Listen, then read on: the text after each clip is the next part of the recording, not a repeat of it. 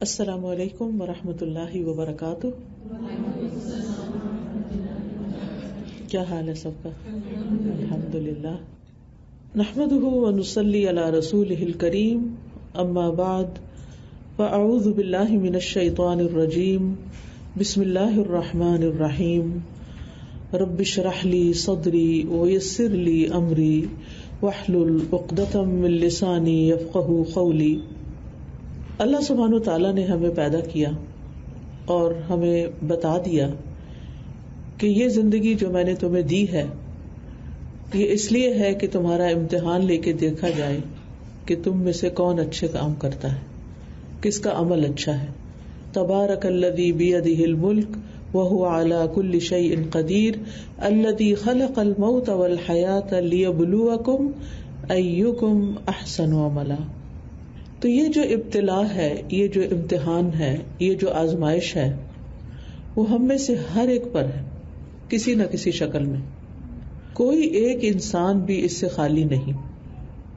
اللہ سبحانہ وتعالیٰ نے قرآن مجید میں ہی ہمیں بتا دیا، وَلَنَبْلُوَنَّكُمْ بِشَيْءٍ مِّنَ الْخَوْفِ وَالْجُوعِ وَنَقْصٍ مِّنَ الْأَمْوَالِ وَالْأَنفُسِ وَالثَّمَرَاتِ وَبَشِّرِ الصَّابِرِينَ الَّذِينَ إِذَا أَصَابَتْهُمْ مُصِيبَةٌ قالوا انا للہ وانا الیہ راجعون اولئک علیہم صلوات من ربہم ورحمہ واولئک هم المہتدون۔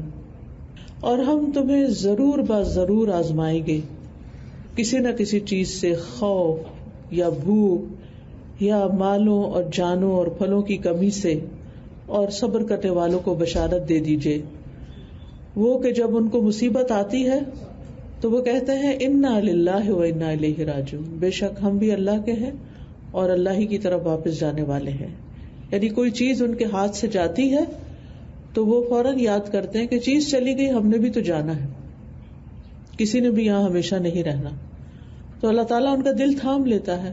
اولئک علیہم صلوات من ربہم، ایسے لوگوں پر رب کی رحمتیں آتی ہیں، ورحمہ اور رحمت، نوازشیں ہیں رب کی اور رحمت ہے رب کی، وَأُولَئِكَ هُمُ الْمُهْتَدُونَ، اور یہی لوگ ہدایت یافتہ ہیں۔ یعنی ہدایت پر وہ انسان ہے جو مصیبت کو ہینڈل کرنا جانتا ہے اور مصیبت کے آنے پر اللہ سبحانہ تعالیٰ سے راضی رہتا ہے، ہر حال میں رب سے راضی رہتا ہے۔ وہ مصیبت کے آنے پر، تکلیف کے آنے پر شکوہ شکایت نہیں کرتا، بلکہ اللہ سبحانہ تعالیٰ کی طرف رجوع کرتا ہے، اللہ کو یاد کرتا ہے، اللہ سے مدد مانگتا ہے کہ ایاک نعبد و ایاک نستعین۔ ہر نماز میں کہنے کا مطلب کیا ہے؟ ہر نماز کی ہر رکعت میں کہنے کا کہ یا رب ہم تیری ہی عبادت کرتے ہیں اور صرف تجھی سے مدد چاہتے ہیں، تو ہماری مدد فرما۔ اور بندہ مومن یہ بھی جانتا ہے کہ جو بھی تکلیف آتی ہے، جو بھی آزمائش آتی ہے، وہ اللہ تعالیٰ کی طرف سے ہی آتی ہے۔ سورۃ التوبہ میں اللہ تعالیٰ فرماتے ہیں، قُل لَن يُصِيبَنَا إِلَّا مَا كَتَبَ اللَّهُ لَنَا هُوَ مَوْلَانَا وَعَلَى اللَّهِ فَلْيَتَوَكَّلِ الْمُؤْمِنُونَ۔ کہہ دیجئے ہمیں ہرگز کوئی تکلیف نہیں آتی، کوئی مصیبت نہیں آتی مگر وہ جو اللہ نے ہمارے لیے لکھ دیا ہے۔ یعنی ہمارے پیدا ہونے سے پہلے ہماری تقدیر لکھی گئی ہے۔ اللہ تعالیٰ کو پتا ہے کہ میں نے کس انسان کو کس کس چیز سے آزمانا ہے، کہاں کہاں اس کی زندگی میں کون سی مشکل آئے گی۔ ہوا مولانا، وہی ہمارا مولا ہے۔ وعلی اللہ فلیتوکل المؤمنون، اور مومنوں کو اللہ پر ہی بھروسہ کرنا چاہیے۔ یعنی جب مصیبت آ جائے تو پھر اللہ ہی کی طرف رجوع اور اللہ ہی پر توکل، اور اس بات کی امید اور انتظار کہ اللہ تعالیٰ ہی اس مشکل کو آسان فرمائے گا۔ اور مومن کا یہ بھی یقین ہوتا ہے، وَإِن يَمْسَسْكَ اللَّهُ بِضُرٍّ فَلَا كَاشِفَ لَهُ إِلَّا هُوَ، کہ اگر اللہ تمہیں کوئی تکلیف پہنچائے تو اس کو کوئی ہٹا ہی نہیں سکتا مگر وہ خود ہی۔ وَإِن يُرِدْكَ بِخَيْرٍ، اور اگر وہ تم سے کسی خیر کا ارادہ کر لے، تمہارے لیے کوئی خیر چاہے، فَلَا رَادَّ لِفَضْلِهِ، تو اس کے فضل کو بھی کوئی رد نہیں کر سکتا، روک نہیں سکتا۔ يُصِيبُ بِهِ مَن يَشَاءُ مِنْ عِبَادِهِ، وہ اپنے بندوں میں سے جسے چاہتا ہے پہنچاتا ہے، یعنی خیر پہنچاتا ہے، اور جس کو چاہتا ہے آزما بھی لیتا ہے۔ وَهُوَ الْغَفُورُ الرَّحِيمُ، اور وہ بڑا ہی بخشنے والا، بڑا مہربان ہے۔ لہذا ایک مومن جو ہے وہ اپنی زندگی میں ہر مشکل میں، ہر تکلیف میں اللہ سبحانہ تعالیٰ کی طرف رجوع کرتا ہے، کیونکہ وہ جانتا ہے کہ یہ تکلیف مجھ پر اللہ کے اذن سے آئی ہے. ما اصاب من مصیبت الا باذن اللہ، یہ اللہ کے اذن سے آئی ہے، اس کے بغیر آ نہیں سکتی تھی. ومن یؤمن باللہ، اور جو اللہ پر ایمان رکھتا ہے، اللہ پر اعتماد کرتا ہے کہ اب تکلیف کو دور بھی وہی کرے گا، تو پھر کیا ہوتا ہے؟ یہدی قلبہ، اللہ اس کے دل کو رہنمائی دے دیتا ہے. واللہ بکل شیء علیم، اور اللہ تعالیٰ ہر چیز کو خوب جاننے والا ہے، اچھی طرح جانتا ہے کہ کب کس کی تکلیف دور ہونی چاہیے، کیونکہ یہ بھی اسی کا فیصلہ ہوتا ہے. پھر آپ دیکھیے کہ بندے کو جو پریشانی یا غم یا تکلیف آتی ہے، یہ اللہ تعالیٰ کی طرف سے ضروری نہیں کہ کوئی سزا ہی ہو. عام طور پر جب کسی بھی مصیبت آتی ہے تو ہم کہتے ہیں کس نے کچھ برا کیا ہوگا نا، کسی اور کے ساتھ کیا ہوگا تب اس کی پکڑ آ گئی ہے اس کو. نہیں، مصائب کا آنا بندہ مومن کے لیے اللہ کی طرف سے بھلائی ہی ہوتی ہے. ابو ہریرہ رضی اللہ عنہ کہتے ہیں کہ رسول اللہ صلی اللہ علیہ وسلم نے فرمایا، من یرد اللہ بہ خیرا یصب منہ، جس کے ساتھ اللہ خیر و برکت کا ارادہ کرتا ہے اسے مصائب اور آلام میں مبتلا کر دیتا ہے، اسے کسی تکلیف میں مبتلا کر دیتا ہے. اور یہ بندے کے ساتھ اللہ کا بھلائی کا ارادہ ہوتا ہے، کیونکہ اس مشکل کی بھٹی میں ڈال کر اللہ تعالیٰ بندے کو اپنے لیے خالص کر لیتا ہے. جب تک کوئی تکلیف نہیں آتی تو انسان خوشحالی میں کبھی اپنے مال و دولت پر اعتماد کرتا ہے، کبھی اپنے بہن بھائیوں پر، کبھی ماں باپ پر، کبھی بچوں پر، کبھی کسی عہدے پر، یعنی دنیا کی چیزوں کی طرف انسان دیکھتا رہتا ہے کہ میں نے اپنا فیوچر سیکیور کر لیا ہے، میرے پاس یہ اور یہ ہے تو میرے لیے کوئی مشکل نہیں ہے. لیکن جب ان سب چیزوں کے ہوتے ہوئے انسان پر مشکل آ جاتی ہے اور پھر انسان دیکھتا ہے کہ تکلیف میں اپنے بھی ساتھ چھوڑ جاتے ہیں. یہ بھی زندگی کی ایک بہت بڑی حقیقت ہے کہ وہ تمام لوگ جو آپ کے آس پاس ہوتے ہیں، آپ سے بڑی محبتوں کا اظہار کرتے ہیں، بعض تکلیفیں ایسی ہوتی ہیں کہ جس میں وہ آپ کو بھول ہی جاتے ہیں، بلکہ انٹینشنلی دور ہو جاتے ہیں کہ اب ہمیں ان کے لیے کچھ کرنا نہ پڑے. لیکن ایک ہستی جو انسان کا ساتھ نہیں چھوڑتی، اور وہ ہے اللہ رب العزت کی ہستی. وہ اپنے بندے کو مشکل میں ڈالتا ضرور ہے، لیکن اسے کندن بنا کے نکالتا ہے، اس کو خالص کر کے نکالتا ہے. انسان مشکل میں پڑے بغیر خالص ہو ہی نہیں سکتا، کیونکہ مشکل میں ڈال کے اللہ تعالیٰ دیکھتا ہے کہ اب یہ میری طرف آتا ہے یا مجھ سے اور دور ہو جاتا ہے. بعض لوگ ایک سوال کرتے ہیں کہ جو ہم پہ تکلیف آئی ہے ہمیں کیسے پتا چلے کہ یہ ہمارا امتحان ہے، آزمائش ہے، یا ہم پر کوئی عذاب آیا ہے. اس کی پہچان کا ایک طریقہ ہے کہ اگر کسی تکلیف کے آنے پر آپ اللہ سبحانہ تعالیٰ سے اور قریب ہو جاتے ہیں تو یہ آپ کی آزمائش تھی، اور اگر آپ اللہ تعالیٰ سے اور دور ہو جاتے ہیں تو یہ پھر آپ کے لیے عذاب تھا، کہ اس کے ذریعے اللہ سبحانہ تعالیٰ کھرے کھوٹے کو الگ کرنا چاہتا تھا. یعنی خبیث اور طیب کو الگ کرتا ہے. جو طیب ہوتا ہے وہ ان آزمائشوں کی بھٹی سے نکل کر اور چمک اٹھتا ہے، اور جو خبیث ہوتا ہے وہ اس عذاب اور مصیبت میں اور اس تکلیف میں مبتلا ہی رہتا ہے.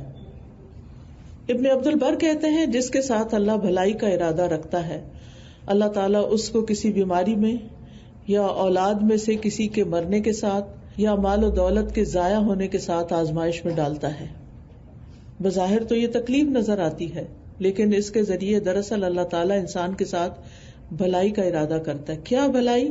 ایک تو یہ کہ انسان اللہ کے اور کلوز ہو جاتا ہے، کثرت سے دعائیں کرتا ہے، ذکر کرتا ہے، اپنی عبادات کو بہتر بناتا ہے، اپنا صدقہ خیرات زیادہ کر دیتا ہے، اللہ سے لو لگاتا ہے.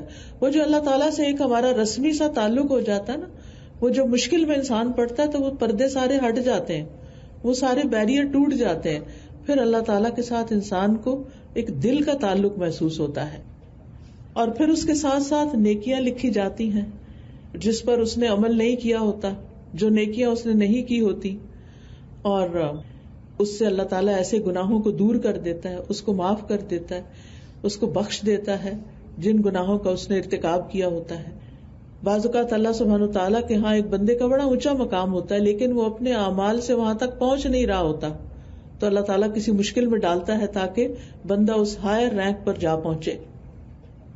حضرت انس رضی اللہ عنہ سے بھی روایت ہے، نبی صلی اللہ علیہ وسلم نے فرمایا، اجر و ثواب میں اضافہ آزمائش میں اضافے کے ساتھ ہے. جتنی آزمائش زیادہ اتنا اجر زیادہ ہی، اس کا گراف اتنا ہی زیادہ بڑھ جاتا ہے. اور جتنی آزمائش عظیم ہوگی اس کا بدلہ بھی اتنا ہی عظیم ہوگا. اور جب اللہ تعالیٰ کسی قوم کو پسند کرتا ہے، یعنی جن لوگوں کو پسند کرتا ہے ان کو آزمائش سے دوچار کر دیتا ہے. بس جو اس میں صبر اور رضا کا مظاہرہ کرتا ہے اللہ کی اس کے لیے رضا لکھی جاتی ہے، اور جو اس کی وجہ سے یعنی آزمائش کی وجہ سے اللہ تعالیٰ سے ناراضگی اور برہمی کا اظہار کرتا ہے، اللہ تعالیٰ اس کے لیے ناراضگی لکھ دیتا ہے. اگر یہ بندہ مجھ سے ناراض ہے تو میں بھی اس سے ناراض ہوں. کہتے ہیں نا کہ اگر یہ دیکھنا ہو کہ اللہ تعالیٰ کی نگاہ میں آپ کا کیا مقام ہے تو یہ دیکھو کہ آپ کی نگاہ میں اللہ کا کیا مقام ہے. یہ دیکھنا ہو کہ اللہ تعالیٰ آپ سے محبت کرتا ہے یا نہیں تو پہلے اپنے دل میں جھانکو، تم محبت کرتے ہو یا نہیں.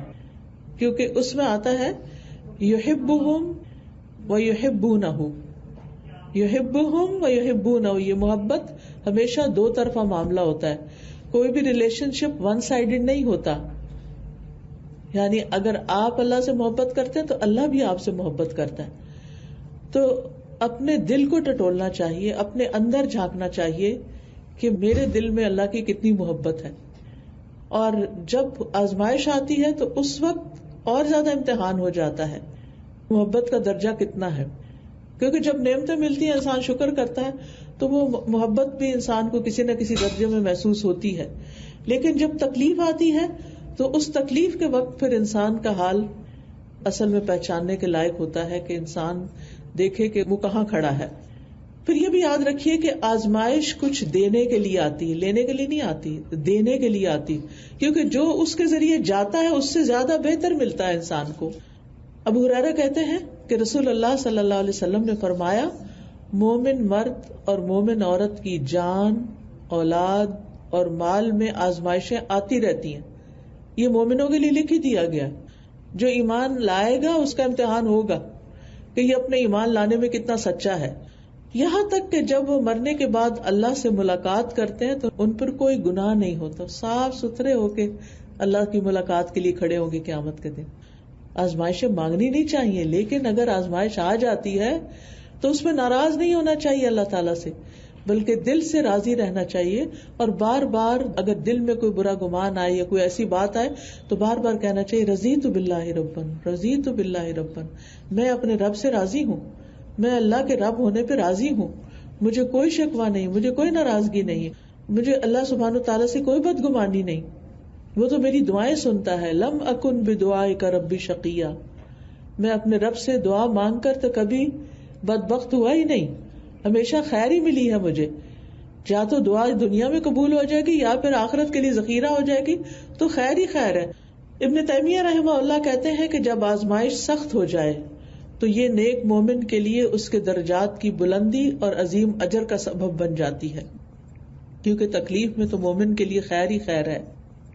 اور ہم جانتے ہیں کہ اللہ سبحانہ تعالیٰ کو جو پہچانتا ہے، جو اللہ کی معرفت رکھتا ہے، جو جانتا ہے کہ اللہ تعالیٰ کس طرح بندے کے ساتھ معاملہ کرتا ہے، وہ تو اپنی گزشتہ زندگی پر جب نظر دوڑاتا ہے اور اپنے اوپر آنے والے امتحانوں کے بعد ملنے والے جو اجر ہیں یا ملنے والی جو نعمتیں ہیں یا دنیا میں اس کو جو سمجھ ملی یا اللہ کی پہچان ملی تو وہ اس پر حیران بھی ہوتا ہے اور اس کے ساتھ ساتھ وہ اللہ تعالیٰ کا شکر بھی ادا کرتا ہے اور اللہ سے اور زیادہ راضی ہو جاتا ہے. اللہ تعالیٰ کا ایک نام اللطیف بھی ہے. کیا مطلب ہے اس کا، کوئی بتائے گا؟ باریک بین. اور کیا مطلب ہے؟ لطف کرنے والا، لطف و کرم کرنے والا، یہ دونوں معنی ہیں. یعنی اگر اللہ لطف و کرم فرمانے والا ہے اور رحیم ہے اور رحمان ہے تو پھر ضرور یہ بھی اللہ کے لطف ہی کی ایک شان ہے جو مجھ پر امتحان آیا ہے. اور پھر اللہ تعالیٰ باریک بین ہے، اس کی تدابیر ایسے ہوتی ہیں کہ ہماری سمجھ میں نہیں آتی موٹی عقل میں، کہ وہ کس چیز کے ذریعے، کس امتحان کے ذریعے، کس آزمائش کے ذریعے کس چیز سے نوازنا چاہتا ہے، وہ ایک چیز لے کے مجھے کیا دینا چاہتا ہے. تو جب انسان اللہ تعالیٰ کی تدابیر اور اللہ تعالیٰ کی خفیہ تدابیر پر غور کرتا ہے تو پھر اس کا بے صبرا پن ختم ہو جاتا ہے اور اللہ کی رضا اور خوشنودی اس کو حاصل ہوتی ہے. انس رضی اللہ عنہ کہتے ہیں کہ رسول اللہ صلی اللہ علیہ وسلم نے فرمایا مجھے تو مسلمان پر تعجب ہوتا ہے کہ اللہ اس کے لیے جو فیصلہ بھی فرماتا ہے وہ اس کے حق میں بہتر ہی ہوتا ہے. جو فیصلہ بھی اللہ اس کے حق میں فرماتا ہے وہ اس کے لیے بہتری کا سبب ہوتا ہے. اگر کوئی یقین کر لے تو کہ نبی صلی اللہ علیہ وسلم کی بات سچی ہے. بعض اوقات ایسے ہوتا ہے نا کہ ایک بچی کی شادی کسی ایسے ماحول میں ہو جاتی ہے جو اس کی مرضی کے بڑا ہی خلاف ہے. وہ ماں باپ کے گھر میں ایک اور طریقے سے پلی ہوتی ہے اور اس کو آگے کچھ اور سامنے مل جاتا ہے. لوگوں کے اندر اخلاق نہیں ہے, لوگوں کے اندر کوئی پیار نہیں ہے, مالی حالات بھی اچھے نہیں. تو ایسے میں انسان کا اپسیٹ ہونا بہت یقینی بات ہے. لیکن ایسے میں بھی انسان اگر پازیٹو رہے کہ میرا رب مجھے اور میچور کرنا چاہتا ہے, مجھے چمکانا چاہتا ہے, مجھے کچھ سکھانا چاہتا ہے, تو وہ ان حالات پر بے صبر پن کا مظاہرہ نہ کرے, بلکہ اللہ تعالیٰ کے جو فیصلے ہیں یا اللہ تعالیٰ کے جو معاملات ہیں ان کو دیکھتا جائے کہ اب میری زندگی میں کیا ہو رہا ہے. اور ہمیشہ تکلیف آنے پر ایک بات یہ ضرور سوچیں کہ میں نے اس سے کیا سیکھا ہے, میں نے اس سے کیا سبق حاصل کیا ہے. کیونکہ تکلیف پہنچنے پر کسی سے بھی, اپنوں سے, پرایوں سے, اندر گھر میں, باہر, کہیں بھی تکلیف پہنچنے پر ہم فوری طور پر دوسروں کے بارے میں بدگمانی تو کر لیتے ہیں, ناراض بھی ہو جاتے ہیں, بول بھی پڑتے ہیں, غصہ بھی کر جاتے ہیں. لیکن جو چیز ہمیں بہتر کر سکتی ہے اس کی طرف ہماری توجہ نہیں ہوتی. اور وہ بہتر چیز کیا ہوتی ہے کہ میں نے اس سے کیا سیکھا, میرے اندر اس سے کیا بہتری آئی, میں نے اس معاملے کو کس طرح ڈیل کرنا ہے, میں نے اس پر صبر کیسے کرنا ہے, میرے لیے اس پر اجر کیا ہے. یعنی تکلیف تو آئی, مجھے کیا ملا. جس کے اندر شعور ہوتا ہے نا, ذہنی بیداری ہوتی ہے, وہ بہت سی چیزیں ڈھونڈ لیتا ہے کہ اس کی وجہ سے میرے اندر یہ اور یہ بھلائی آئی ہے, مجھے لوگوں کو سمجھنے کا موقع ملا ہے, مجھے تکلیف کو برداشت کرنے کا طریقہ آیا ہے, مجھے اپنے لیے بہتر راستوں کا انتخاب کرنا آیا ہے. یعنی بے شمار چیزیں ہیں جو انسان ان تکلیفوں سے سیکھتا ہے. اور سب سے بڑی بات جو سیکھنے کی ہوتی ہے نا, وہ یہ کہ دنیا کی کوئی بھی چیز ایسی نہیں کہ جس پر ہم 100% ریلائی کر سکیں. صرف ایک ذات ہے, اللہ کی ذات, جس پہ ہم بھروسہ کر سکتے ہیں. بعض اوقات اپنے ماں باپ کی طرف سے انسان کو ناانصافیوں کا سامنا کرنا پڑتا ہے. شاید ہی کوئی دن جاتا ہو کہ جب میرے پاس یہ مسئلہ نہ آتا ہو کہ ماں نے یا باپ نے پراپرٹی ایک بھائی یا ایک بہن یا ایک شخص کو دے دی ہے اور ہمیں کچھ نہیں دیا. اور خاص طور پر یہاں رہنے والوں کو تو لوگ فار گرانٹیڈ لیتے ہیں.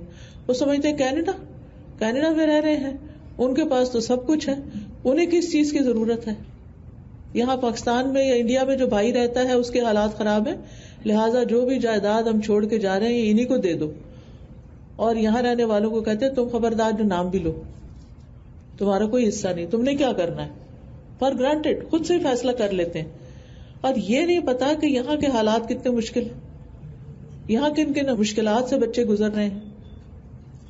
ایک یونیورسٹی کی تعلیم ہی کتنی مہنگی ہے, ایک گھر کا رینٹ ہی کتنا مہنگا ہے, گروسریز کی قیمتیں آسمانوں پہ جا پہنچی ہیں.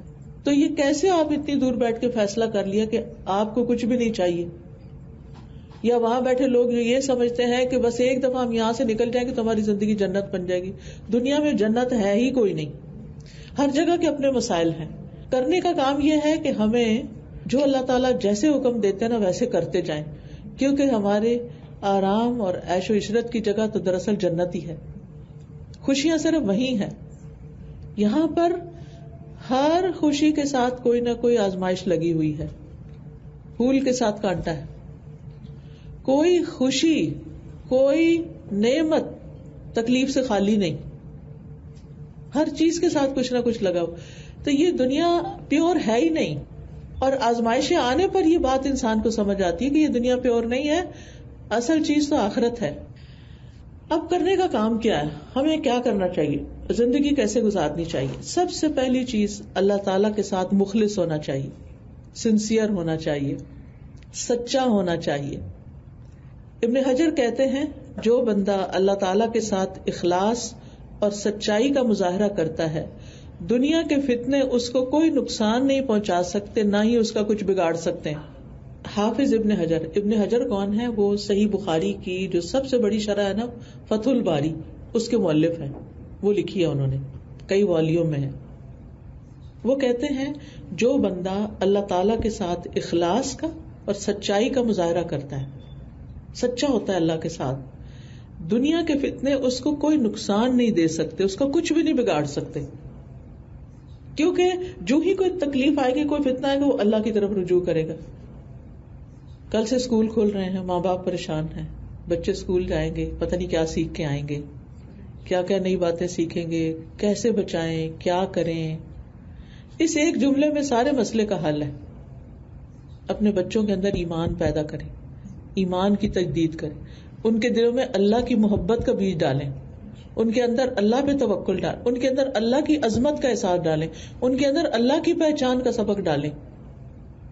تو جو شخص اللہ کو پہچان جاتا ہے نا، جس بچے کو یہ پتا ہو کہ میں مسلمان ہوں اور میں نے وہ کرنا ہے جو میرے رب نے کہا ہے، کیونکہ میں نے اس کے پاس واپس جانا ہے، میں نے اس کے سامنے جا کے کھڑے ہونا ہے، میں نے اپنے کاموں کا حساب دینا ہے، تو وہ کوئی کیئرلیس کام نہیں کرے گا، وہ ادھر ادھر کی چیزوں سے مرعوب بھی نہیں ہوگا، وہ متاثر بھی نہیں ہوگا، کیونکہ اس کے پاس ایک بڑی چیز ہے. وہ اس دنیا سے کیسے متاثر ہو سکتا ہے جس کے پاس بڑی چیز نہیں؟ دنیا کیا ہے؟ دنیا دنوب سے، دنوب کہتے ہیں سب سے نیچے گھٹیا چیز، مچھر کے پر کے برابر نہیں. لیکن ہم نے سر پہ بٹھایا ہوا کہ سب کچھ یہی ہے، اس لیے اپنی جان، مال، اولاد سب کچھ اسی میں کپا دو. نہ اولاد کے لیے وقت ہے کہ ان کے اندر ایمان پیدا کریں. وہ اسلامی اسکول بھیج دیا ہے نا، وہ سکھا دیں گے، ٹھیک ہے، وہ تو اپنی طرف سے کوشش کر رہے ہیں، لیکن جو ماں دے سکتی ہے نا، وہ کوئی بھی نہیں دے سکتا. ماں جس پیار کے ساتھ، جس محبت کے ساتھ، جس اخلاص کے ساتھ، ہمدردی کے ساتھ بچے کو اللہ کی محبت دے گی. ہونا تو یہ چاہیے تھا کہ آپ کے دودھ کے ساتھ ہی بچے کے اندر وہ گٹی میں پڑ جاتی اس کے، اور آپ اس کو لوریاں بھی دیتی تو اللہ کی محبت کی دیتی. لیکن چلو وہ وقت گزر گیا، ابھی بھی دور نہیں. It's never late. آپ اب بھی شروع کر سکتے ہیں. اسکول سے آئے بچے، آپ ان سے پہلے گھر پہ موجود ہوں، آپ ان کو ویلکم کریں، آپ ان کو گلے لگائیں، آپ ان کو سلام کریں، آپ ان سے محبت سے پیش آئیں، آپ ان کو کچھ کھانے کے لیے آفر کریں، آپ ان سے پوچھیں آج کیا کیا ہوا، آج ٹیچر نے کیا بتایا، آج تمہاری دوست نے کیا کیا. اور جو وہ بتائے، اتنا اعتماد تو دے نا بچے کو کہ وہ اپنے دل کی بات آپ سے کر سکے. جو وہ بتائے پھر اس کا رخ موڑے اللہ کی طرف. چلو تم اللہ سے دعا کرو، چلو پتا کرو کہ اللہ تعالیٰ کیا کہتے ہیں اس کیس میں. اچھا کون بڑا ہے؟ اللہ بڑا ہے یا تمہاری ٹیچر بڑی ہے یا تمہاری دوست بڑی ہے یا تمہارا اپنا نفس بڑا ہے؟ کون بڑا ہے؟ کس نے پیدا کیا؟ کس نے سب کچھ دیا؟ کس کے پاس سے آئے؟ کس کے پاس جانا ہے؟ ہمارا انجام کیا ہے؟ عقل مند وہ ہوتا ہے جو انجام کو سامنے رکھ کے کام کرتا ہے. انجام کو سامنے رکھ کے. جب ہم انجام کو سامنے نہیں رکھتے نا تو پھر بڑی مشکلات ہو جاتی. پچھلے ہفتے میں ایک گیدرنگ تھی تو وہاں پر ایک ڈاکٹر نے، ڈاکٹر نگہت، شاید آپ بھی جانتے ہیں ان کو، انہوں نے ایک میت کو غسل دیا اور یہ ان کا فرسٹ ہینڈ ایکسپیرینس تھا. جس مسجد میں انہوں نے دیا ہوگا اس مسجد سے کسی نے رابطہ کیا کہ ایک بچی ہے جس کو غسل دینا ہے. جب وہ غسل کے لیے لائے گی تو اس کے ساتھ کوئی بھی نہیں تھا، نہ اس کے ماں باپ، نہ اس کے دوست، یعنی کوئی بھی نہیں، all alone by her self. اور وہ مورچری میں کئی مہینوں سے رکھی ہوئی تھی. کیوں؟ 2-3 وجوہات کی بنا پر. نمبر 1 تو یہ کہ کوئی اس کو اون نہیں کر رہا تھا، یعنی پتا تو کرنا تھا نا وارث کون ہے، تو کوئی بھی نہیں. نمبر 2 یہ کہ اس نے اپنا جینڈر چینج کیا تھا، تو فتویٰ آنے میں دیر ہو رہی تھی کہ اس کو مرد غسل دے کہ عورت دے.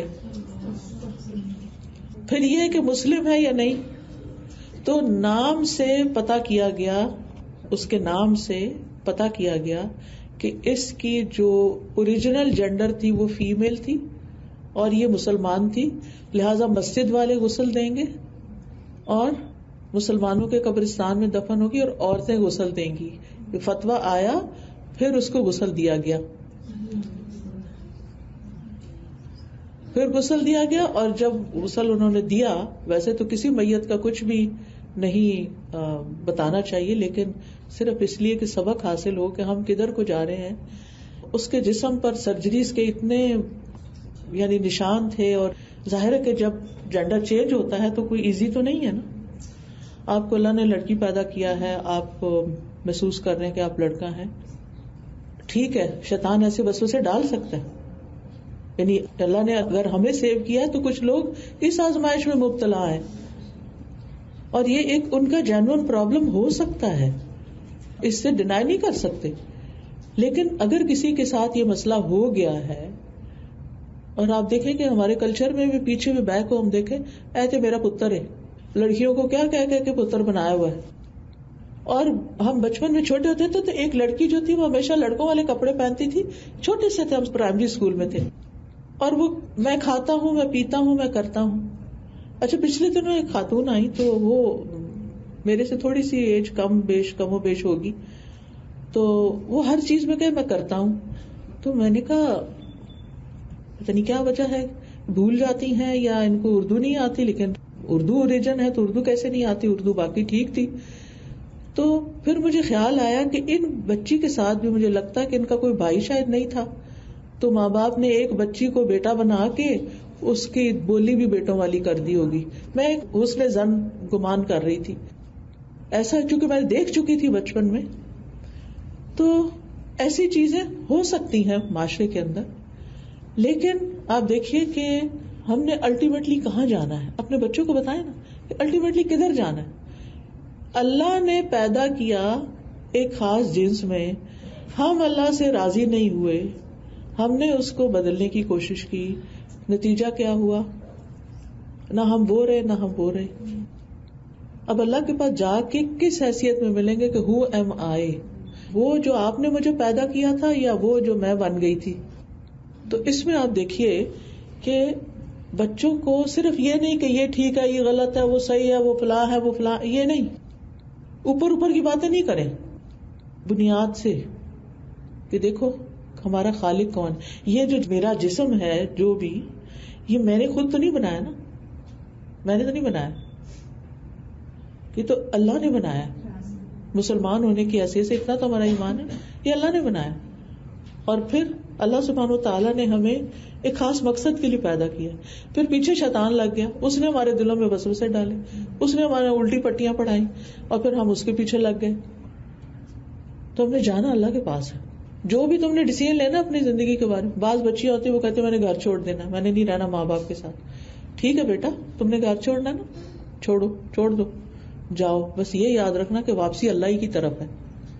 ہر بات میں عقیدہ لے کر آئیں، بچوں کو اوپر سے نہ سمجھائیں کہ پھر یہ نہ کہیں پھر میں تمہاری شکل نہیں دیکھوں گی. دیکھیں جس بچے نے یہ کہہ دیا کہ میں نے رہنا نہیں آپ کے ساتھ، اس کو آپ کی شکل سے کیا لگے، اسے اس سے کیا غرض کہ میری کوئی شکل دیکھتا ہے یا نہیں دیکھتا، اس کو تو پرواہ ہی نہیں ہے. تو پیاری بہنوں، اس کے لیے آپ کو خود اللہ سبحانہ تعالیٰ کی معرفت ہونی چاہیے. ایمان کے اوپر کام کریں، اللہ تعالیٰ کی معرفت پر، اور پھر اللہ کی پہچان، آخرت کی پہچان، آخرت کی طرف جانے کا، مرنا، مرنے کے بعد جی اٹھنا، اور پھر اللہ کے سامنے حساب کتاب، اور پھر ہمیشہ کی جنت یا جہنم. کیا چاہیے اپنے لیے، کہاں جانا چاہتے ہو؟ یعنی ہم سب اپنے سے بھی پوچھے کہاں جانا چاہتے ہیں؟ جنت میں جانا چاہتے ہیں، اللہ سے ملاقات کرنا چاہتے ہیں، اللہ کو دیکھنا چاہتے ہیں. تو پھر آپ دیکھیے کہ اگر اللہ سے ملاقات کرنی ہے، اللہ سے اگر ملاقات کرنی ہے تو پھر تیاری نہیں کرنی، ایسے ہی چلے جانا ہے. محبت دنیا کی دل میں بیٹھی ہوئی ہو اور مر کے اللہ سے ملاقات کر کے کیا جواب دیں گے کہ اللہ تجھ سے زیادہ یہ چیزیں پیاری تھی، یہ گھر پیارے تھے جن کو سجانے میں ہر وقت لگے رہتے تھے، پڑھنے پڑھانے کا کوئی وقت ہی نہیں تھا ہمارے پاس، کچھ دین سیکھنے کا، کچھ ایمان سیکھنے کا. اور دوسرا یہ کہ ایمان مضبوط ہوتا ہے قرآن کی تعلیم سے.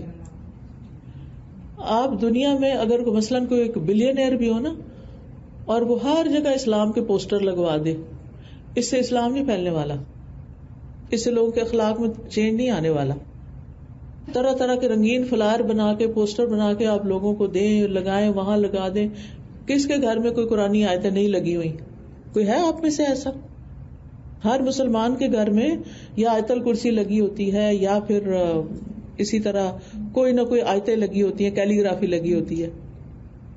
اس کو کتنی دفعہ ہم نے پڑھا، کتنا سبق لیا اس سے، اور کتنا ہمارا دل پگھلا.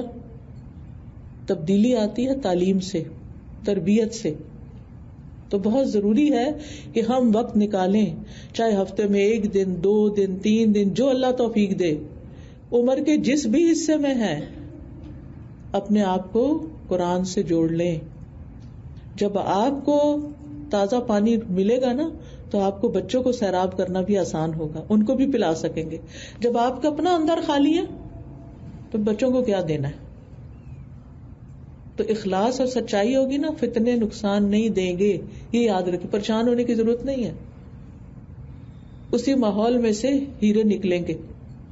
ٹھیک ہے ان کے لیے ٹف ٹائم ہے، لیکن اگر انہیں اپنی پہچان ہے، اپنے دین کی پہچان ہے، تو پھر مشکل نہیں ہے. دوسری بات یہ ہے کہ تکلیف اور پریشانی میں غمگین نہ رہا کریں، غم سے چھٹکارا حاصل کریں. یوسف علیہ السلام نے اپنے بھائی سے کیا فرمایا تھا جو بنیامین ان کو ملے تھے؟ پتا ہے کسی؟ ہاں، کہا فلا تبتئس، بھائی تو اس پہ رنج نہ کر، یہ جو بھائیوں نے تمہارے ساتھ سلوک کیا ہے، آپ کے بھائیوں نے جو آپ کو تنگ کیا ہے اس پہ غم نہ کرو، اس پر غم نہیں کرو. ٹھیک ہے. شعیب علیہ السلام نے موسیٰ علیہ السلام سے فرمایا، جب موسیٰ علیہ السلام ہجرت کر کے چلے گئے تھے، کہاں بلا، کہاں کی تھی انہوں نے ہجرت؟ مدین کی طرف گئے تھے. ٹھیک ہے. تو وہ فرعون کے ڈر سے گئے تھے نا، کیونکہ قتل ہو گیا تھا ان سے غلطی سے، بائی مسٹیک. تو جب وہ وہاں پہنچے تو انہوں نے کیا کہا؟ لا تخف نجوت من القوم الظالم، خوف نہ کرو، ڈرنے کی نہیں ضرورت، اب امن میں ہو، ادھر ہی آرام سے رہو. نبی صلی اللہ علیہ وسلم نے ابو بکر رضی اللہ عنہ سے کیا کہا تھا؟ لا تحزن ان اللہ معنا، غم نہ کرو، اللہ ہمارے ساتھ ہے.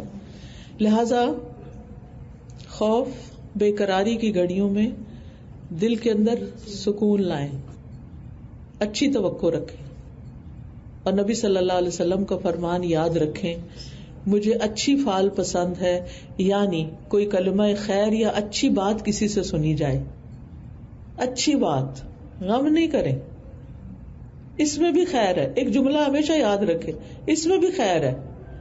دس شیل ٹو پاس، یہ بھی نکل جائے گا، یہ وقت گزر جائے گا. لوگوں سے آپ کو شکایت ہے، اس میں بھی خیر ہے، آپ اور مضبوط ہو جائیں گے، آپ ان سے اوپر اٹھ جائیں. ابن القیم کہتے ہیں کہ نبی صلی اللہ علیہ وسلم نے غم کو ایسی چیز قرار دیا ہے جس سے اللہ کی پناہ مانگنی چاہیے اور استعاذہ طلب کرنا چاہیے. اس کی وجہ یہ ہے کہ غم دل اور عزم اور ارادے کو کمزور کر دیتا ہے، ارادے کو نقصان پہنچا دیتا ہے. یعنی انسان نے بڑے بڑے کام کرنے ہوتے ہیں زندگی میں، غم کے چکر میں آ کے وہ کسی قابل نہیں رہتا، بستر سے لگ جاتا ہے. کیا فائدہ ہوا؟ زندگی ضائع ہو گئی. وہ مسئلہ اپنی جگہ ہے نا، اللہ یہ تو نے سنبھالنا ہے، میں نے تو اپنا کام کرنا ہے. کوئی بیماری آ گئی، کوئی تکلیف آ گئی، اللہ یہ بیماری تو نے ٹھیک کرنی ہے، میں نے تو اپنا کام کرنا ہے جتنا مجھ سے توفیق ہے. تیسری چیز، غم پہ ملنے والے اجر پہ نظر رکھنی ہے آپ نے، کہ اگر مجھے غم آ گیا نا تو اس کا اجر جمع ہونا، ہر لمحہ وہ گراف اوپر جا رہا ہے. آپ دیکھیں کہ اگر آپ کے بینک میں ہر سیکنڈ میں پیسے ڈراپ ہو رہے ہوں، لوگ پیمنٹس کر رہے ہوں اور آپ کے موبائل ٹک ٹک ٹک ٹک ٹک ٹک ٹک بجتا چلا جا رہا ہو، کیسا لگے گا آپ کو؟ ہوتا ہے نا.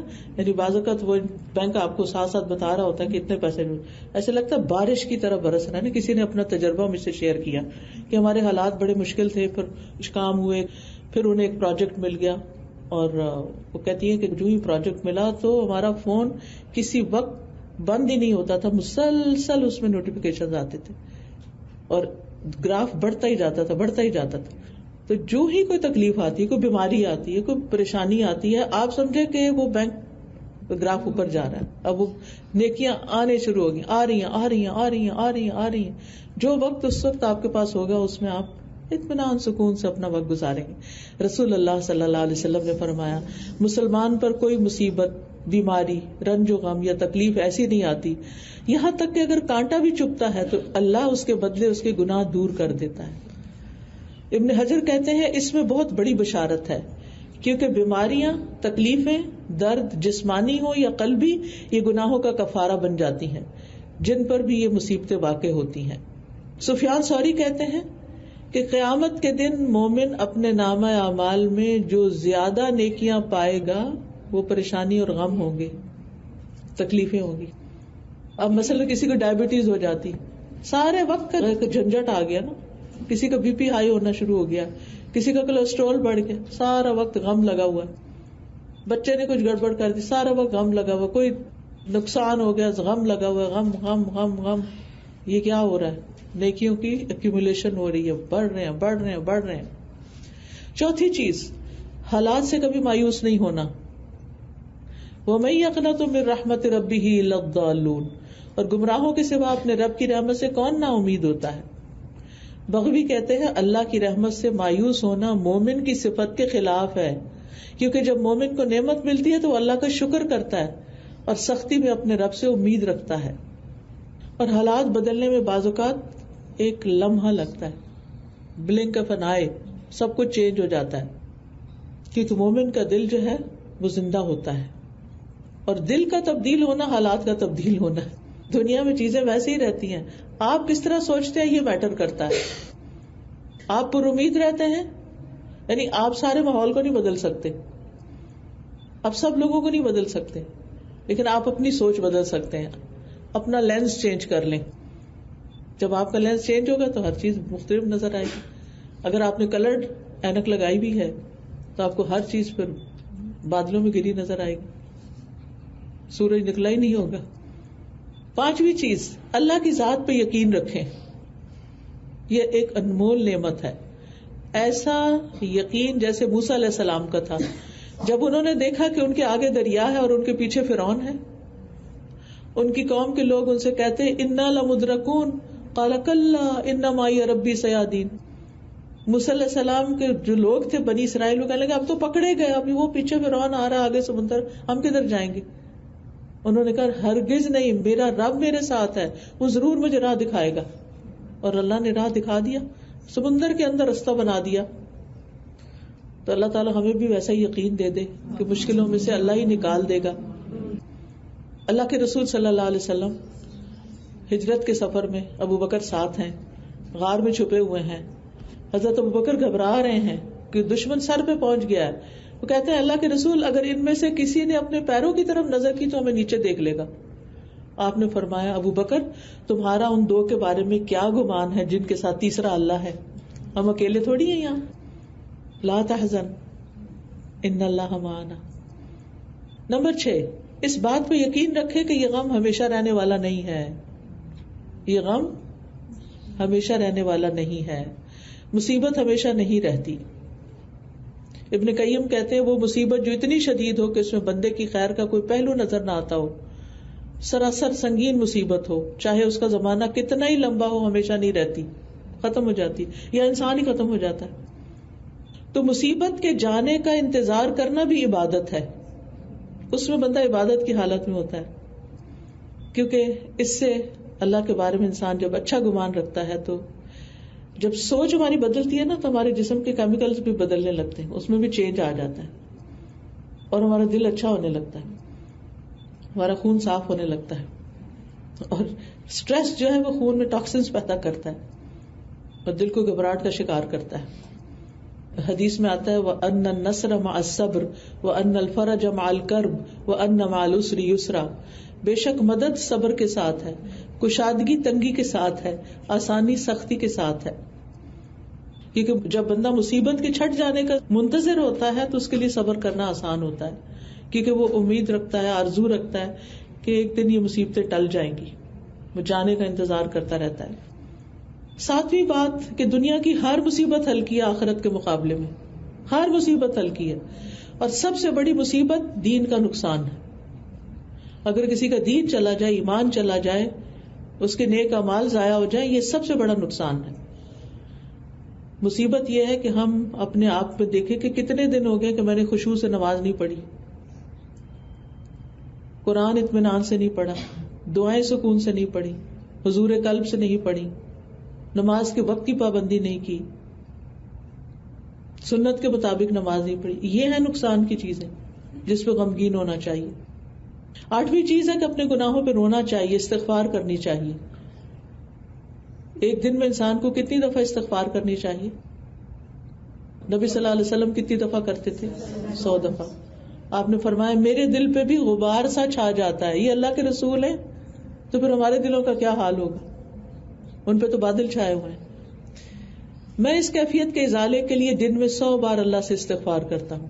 جب دل پہ غبار آئے، بوجھ آئے، پریشانی آئے، بدگمانی آئے اللہ کے بارے میں یا بندوں کے بارے میں، تو فوراً استغفار شروع کر دیں. نبی صلی اللہ علیہ وسلم ایک مجلس میں 100 بار یہ کلمہ دہراتے، رب اغفر لی وتب علی انک انت التواب الرحیم، رب اغفر لی وتب علی انک انت التواب الرحیم. سبحانک اللہم وبحمدک اشہد ان لا الہ الا انت استغفرک واتوب الیک. السلام علیکم ورحمۃ اللہ وبرکاتہ.